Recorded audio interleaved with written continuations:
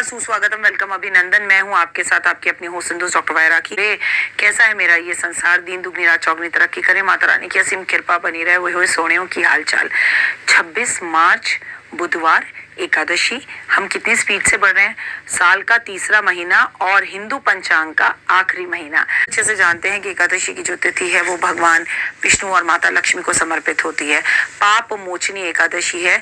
तो दोस्तों, आज मैं आपको बता दूं कि इस वीडियो में मैं आपको बताऊंगी कि पापों को नष्ट करने वाली एकादशी यानी कि पाप मोचनी एकादशी के बारे में, इस दिन का व्रत और इसकी महिमा के बारे में। भले आप व्रत ना रखें, लेकिन जो उपाय मैं इस कार्यक्रम में बताऊंगी उसे जरूर करें। एक साल में कुल 24 एकादशियां होती हैं और पाप मोचनी उनमें से एक है, जिसे भगवान विष्णु के समान ही माना जाता है। पाप मोचनी जैसा कि नाम से ही साफ इस दो शब्दों को शामिल है। कौन कौन से? पाप अर्थात अपराध और मोचनी निष्कासन को दर्शाता है और इसके साथ संकेत करता है कि कोई भी भक्त अगर पाप मोचनी एकादशी का पालन करता है तो वह सभी तरह के अतीत और वर्तमान के पापों से मुक्त हो जाता है। और कौन सा ऐसा इंसान है जिससे पाप नहीं होते? गलतियां तो हम सबसे हो जाती हैं। हिंदू पंचांग के अनुसार पाप मोचनी एकादशी कृष्ण पक्ष के दौरान चैत्र मास के महीने की एकादशी यानी कि 11वें दिन में आती है। इसमें सभी 24 एकादशियों में से अंतिम एकादशी को माना जाता है कि ये आखिरी एकादशी है, क्योंकि हिंदू पंचांग का मैंने आपको बोला ना आखिरी टाइम है, यानी हिंदू पंचांग की साल की आखिरी एकादशी है, जो हिंदू धर्म में दो प्रमुख त्योहारों के बीच में पड़ती है, यानी होली का दहन और चैत्र नवरात्रों के बीच में पड़ने वाली ये जो एकादशी है बहुत महत्वपूर्ण है। इस साल 2025 में पाप मोचनी एकादशी 25 मार्च के दिन मंगलवार को पड़ रही है। कहते हैं इस दिन विधि विधान से भगवान विष्णु की पूजा करनी चाहिए। पाप मोचनी एकादशी के दिन किसी की निंदा और झूठ बोलने से बचना चाहिए। और अगर ये मंगलवार को पड़ रही है, क्योंकि अगर हम साल 2025 की बात करें तो करता धरता सब मंगल है, तो इस एकादशी का महत्व और भी बढ़ गया। इस व्रत को करने से ब्रह्म हत्या, स्वर्ण चोरी, मदिरापान, अहिंसा और किसी तरह का झूठ, कोई झूठी गवाही, किसी के साथ कोई भी घोर पाप आपने किया है उसके दोषों से मुक्ति मिलती है। तो पाप मोचनी एकादशी क्या क्या महत्व है? ऐसा धर्म ग्रंथों के पुराणों में बताया गया है कि एकादशी का व्रत करने से व्यक्ति सभी कष्टों और दुखों से दूर हो जाता है। वहीं अगर मैं बताऊं आपको, पाप मोचनी एकादशी को इस दिन व्रत रखने से अनजाने में हुई गलतियों का से भी साधक को छुटकारा मिल जाता है और सहस्र गोदान का यानी कि 1000 गोदान के समान पुण्य की प्राप्ति होती है। माना जाता है कि जिस दिन भगवान श्री राम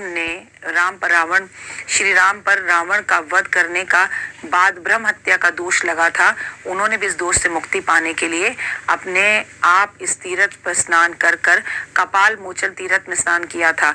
ठीक उसी प्रकार पाप मोचनी एकादशी के दिन भगवान विष्णु की आराधना करने से सभी पाप दूर हो जाते हैं। ये माना जाता है कि पाप मोचनी एकादशी बहुत ही अनुकूल फल देने वाली होती है। विशेषकर इस व्रत को रखने से पापों से मुक्ति मिलती है और दिल पर पड़ा हुआ बोझ खत्म होता है, क्योंकि जब हम किसी का बुरा करते हैं तो अंदर से तो हम जानते हैं कि हम गलत करें। एकादशी का व्रत करने से भक्त अपने सभी दुखों और मानसिक कष्टों से छुटकारा पाते हैं। इससे उन्हें अपार धन की प्राप्ति होती है। पाप मोचनी एकादशी की व्रत और पूजा विधि को जाने। मैं आपको बता दूं कि पाप मोचनी एकादशी का व्रत और विधान माता भगवान लक्ष्मी और नारायण की पूजा की जाती है। जैसे सभी एकादशियों को होता है वैसा ही होता है, कुछ अलग नहीं है, पर उपाय कुछ अलग हो सकते हैं। इस दिन पहले आप भगवान गौरी गणेश की पूजा करें और उसके बाद भगवान विष्णु और लक्ष्मी की पूजा करें। ओम नमो भगवते वासुदेव का जाप जरूर करें। शुद्ध घी का दिया जलाएं, दूध दही पंचामृत से स्नान भगवान को कराएं तो बहुत अच्छा। वस्त्र अर्पण करें तो बहुत अच्छा। मूली, चंदन और अबीर, गुलाल, फूल, माला, जनेऊ भगवान पर अर्पण करें और दूध से बनी हुई मिठाइयों का भगवान को भोग लगाएं। पीले पुष्प उन पर अर्पण करें। विष्णु सहस्रनाम का पाठ करें, लक्ष्मी सहस्रनाम का पाठ करें और विष्णु जी की आरती करें। पाप मोचनी एकादशी के कुछ नियम हैं। शास्त्रों में बताया जाता है कि इस एकादशी का व्रत करने से पहले साधकों को 10वीं तिथि से ही सात्विक भोजन शुरू कर देना चाहिए। इसके बाद शुद्ध मन से भगवान विष्णु का ध्यान करना चाहिए। 10वीं तिथि की रात को मन में संकल्प होना चाहिए कि अगले दिन आप शुद्ध अवस्था में भगवान की पूजा आराधना अर्चना करेंगे और मन से आप इस व्रत को करे ना करे, कम से कम इस दिन आप भगवान विष्णु और लक्ष्मी की उपासना जरूर करें। आप उपवास निर्जल रखें या एक टाइम का फलहार रखें, ये आपकी मर्जी। अगर व्यक्ति स्वस्थ है तो फलहार भी कर सकता है, निर्जल व्रत भी कर सकता है, that is total your choice. निर्जल व्रत उपवास करना पहले 10वीं तिथि वाले दिन से सात्विक भोजन करें और 10वीं तिथि पर भी चावल का जो है इंटेक ना करें। शास्त्रों में बताया गया पाप मोचनी एकादशी वाले दिन रात के समय पर जागरण कर भगवान विष्णु विष्णु की उपासना करनी चाहिए। जन्मों जन्मों के पाप से मुक्ति मिल जाती है। इस दिन भगवान विष्णु और सत्यनारायण की कथा जरूर करनी चाहिए, इससे मन में खुशियां आती हैं। आपको मैं बता दूं कि इसमें अगर एक उपाय आप कर लें, यकीन मानिए जीवन में दुख दर्द और परेशानियां दूर हो जाएंगी और खुशियां घर आएंगी। पाप मोचनी एकादशी वाले दिन शास्त्र में बताया गया भगवान विष्णु की तिथि बेहद प्रिय है।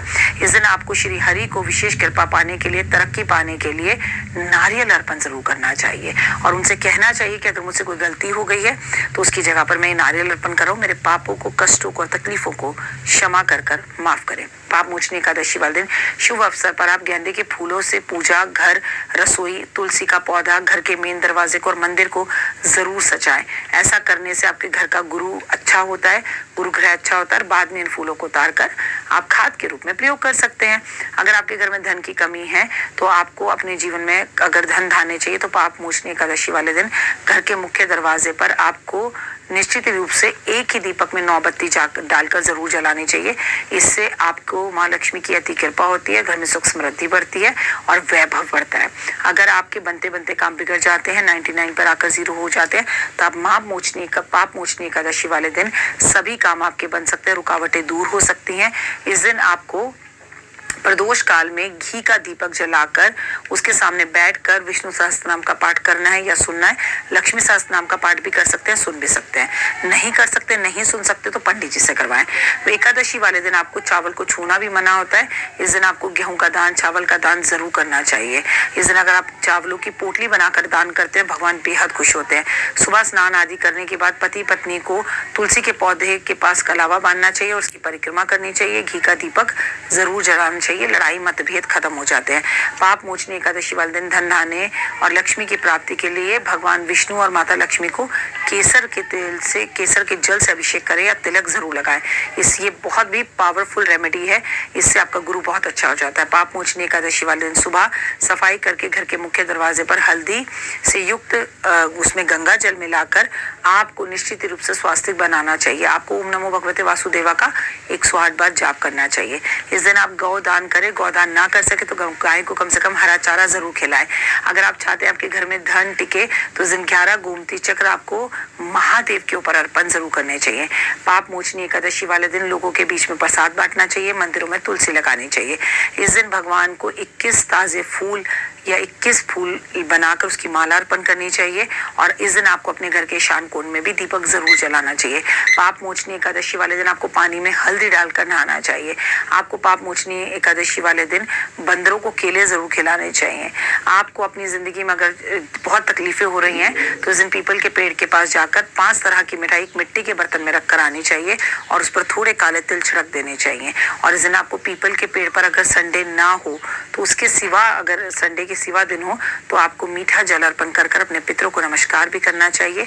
और एकादशी वाले दिन भगवान विष्णु और लक्ष्मी के मंदिर में केवल 3 झाड़ू एक बार जीवन में किसी भी एकादशी पर रख कर आए तो ये एकादशी है, जरूर रख कर आए। कमेंट्स में जय माता दी, लाइक सब्सक्राइब शेयर जरूर करें। अभी तक आपने हमारे चैनल को अगर फॉलो नहीं किया तो फॉलो करें, मुझे फेसबुक इंस्टाग्राम पर भी फॉलो करें।